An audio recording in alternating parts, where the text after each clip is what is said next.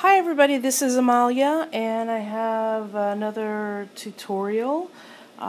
Francis from Francie Stamps has done a video on a really neat looking card, and I've seen a couple of other people do the same videos, so I thought I'd give it a try myself.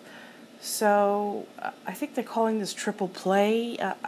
I don't know what they're calling it, but this is the card, and it's multiple layers, and it kind of has a toile feel to it.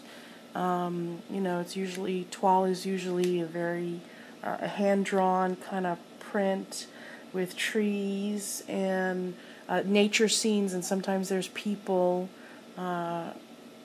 in the scenes. Anyway, here's my simple attempt at it. I'll give you the measurements. I'll give you the measurements right now. Okay. So can you read my chicken scratch? Probably not. So what you want to do is start out with a card base, which is going to be a regular A2 size card, which is a 5.5 by 4 1/4. Okay, and let's call, we're going to need two colors. So we're going to need a base color, okay, and then a neutral color, which would be a white, a cream, or something along those lines, the main color to stamp your image on. And so there'll be the main color, the strong color, let's call that A, and then the base color for your stamped images, and we'll call that B. Okay, so the main color is A, and the white or neutral cardstock with the stamped image is B. Okay, so your first A layer is going to be your card base, and that's 5.5 by 4 1/4, and then your next layer that's going to go on top of that card base, which is going to be a B, and that's going to be 5 1/4 by 4, and then your next A layer, matte, is going to go on top of that, and that's going to be a 4.5 by 3 1/4. Okay, so we have an A layer, a B layer, an A layer, and our next B layer is going to be 4 1/4 by 3. So we have a B layer. Now we need another matte, which is the A layer, and that's going to be 3.5 by 2 1/4, and then the final layer, which is the B, is going to be 3 1/4 by 2 inches. Okay, so these are how our layers are going to layer up. And what you need to do first is take all of your B layers, all of your neutrals, okay, and I'm going to take some temporary adhesive, which is, and then I'm going to just a temporary adhesive, and then I'm going to center all my pieces and layer all my B layers together. Just a little bit of temporary adhesive, and smush those down. Okay, so I'm using Stampin' Up's Lovely as a Tree set, and I'm using this image in Cherry Cobbler. My B color is Cherry Cobbler by Stampin' Up, and this is, I think, very vanilla. And I'm using this image in red, Cherry Cobbler red, and then this one is in a neutral color, which is kind of like a yellowy color, and specifically I'm using Memento Thatched Straw. Okay, so I have my Stampin' Up D block, and attached to the D block on one side I have my tree stamp, which is this one right here, and on the other side I have the leaves. Okay, so first I'm going to do the lighter colors, and I'm going to use my little spot right here. And stamp all over. This is just going to be some random stamping. All of this actually is random stamping.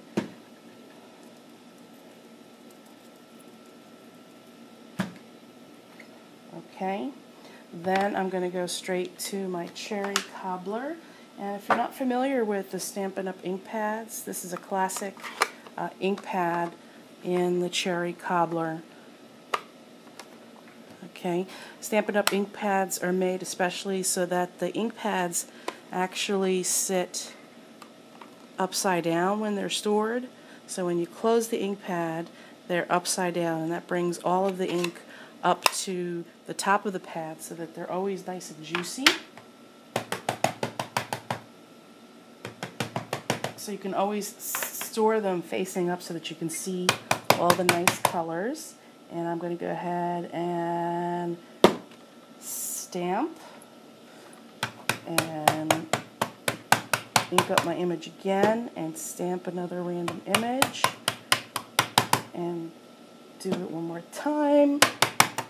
And you know, you're just going to keep stamping basically till you get as many images as you want. And I've already completed a card. Okay, and you'll notice there's a little bit of ghosting, so the image kind of like skips a space here, but that's okay because how we're going to mat all the pieces is going to sort of fix that up.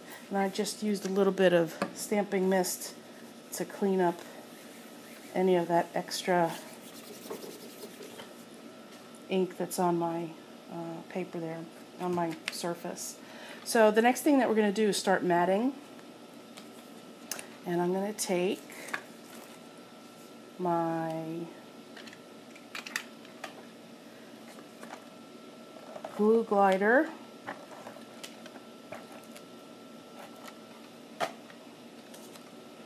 and mount.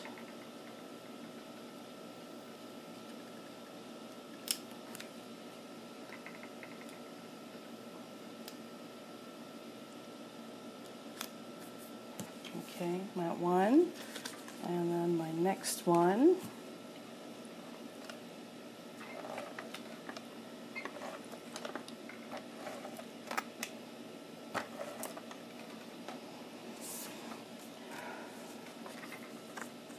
On the next size.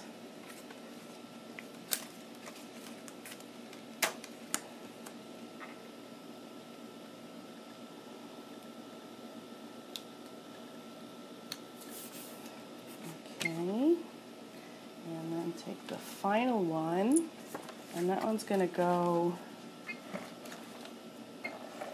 on my card base. Here's my card base. So that one's going to go right there.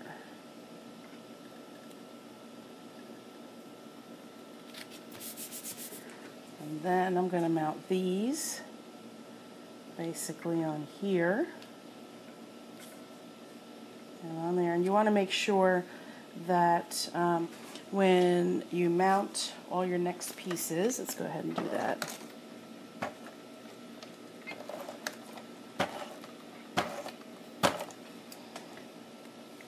That you match up the images. That ghosting is kind of going to disappear. And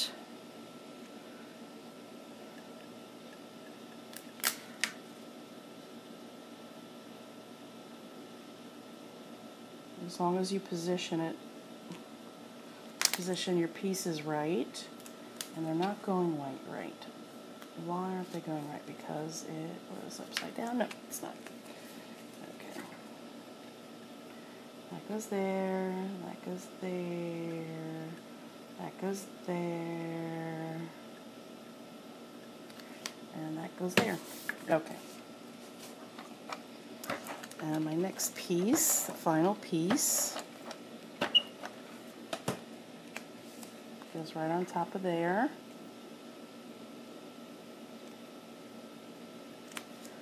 And there you go, you're all done.